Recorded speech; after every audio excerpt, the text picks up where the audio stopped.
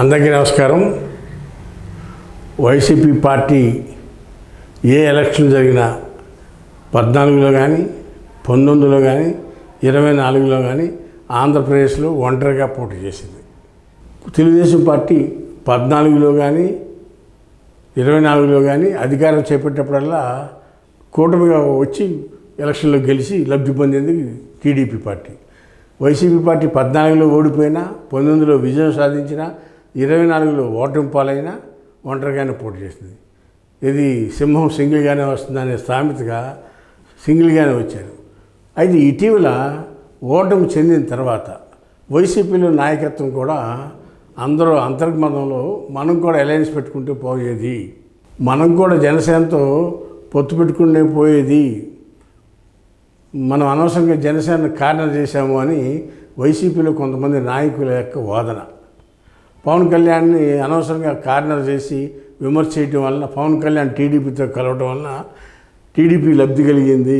అదే పవన్ కళ్యాణ్ మనం టార్గెట్ చేయకుండా ఉండేది, కాపు ఓట్ బ్యాంక్ అంతా మన పక్కనే ఉండేది, మనం గెలిచేవాళ్ళం అనే భావన కొంతమంది నాయకుల్లో ఉంది. వాళ్ళు డైరెక్ట్గా కూడా మీడియా ద్వారా ఎక్స్ప్రెస్ చేశారు.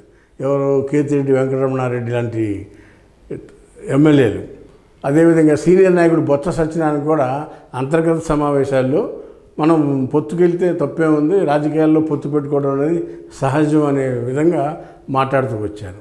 ఇటీవల జరిగిన అంతర్గత సమావేశంలో వరీదు కళ్యాణి అనే ఎమ్మెల్సీ జగన్మోహన్ రెడ్డి గారిని డైరెక్ట్గా క్వశ్చన్ చేసింది.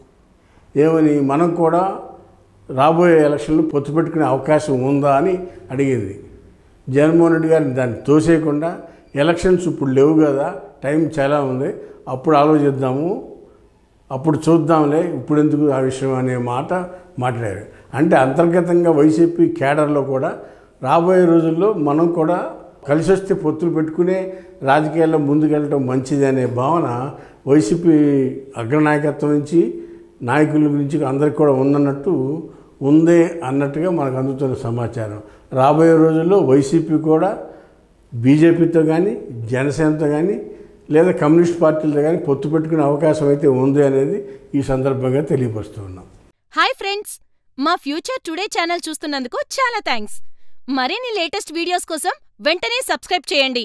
అలాగే ఈ బెల్ని కూడా రింగ్ చేసేయండి. మా లేటెస్ట్ వీడియోస్ నోటిఫికేషన్స్ అన్నీ మీ మొబైల్లో వస్తాయి.